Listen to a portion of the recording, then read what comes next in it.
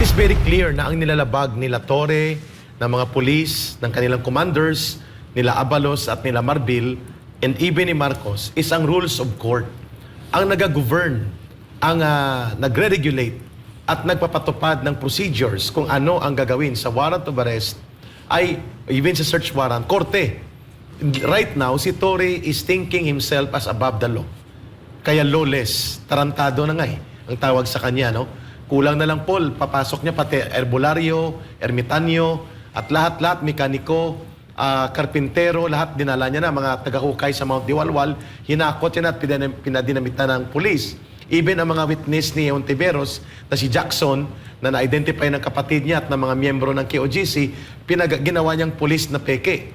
So lahat ng ito, tama yung binanggit ni Brother Troy, Miss Carla, at Brother Paul, walang sinusunod na batas. Si Torre, lawless, kriminal, utak berdugo. At pati ang korte, siya nag-i-interpret para sa korte. The procedures of the serving of the warrant of arrest ay nakasaad sa rules of procedures ng korte. Hindi sa terms ni Torre, not even sa terms ni Noman, including sa KOGC. Ngayon, ang lumalabas, walang korte-korte, walang batas-batas, gagawin niya ang lahat. Kaya ito si Torre ay parang Wild West, no?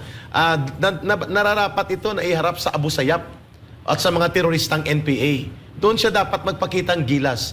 Not sa mga sibilisado, disiplinado, at sumusunod sa batas at makadiyos at makataong mga tao, kagaya ng mga kasapi at pamunuan ng Kingdom of Jesus Christ.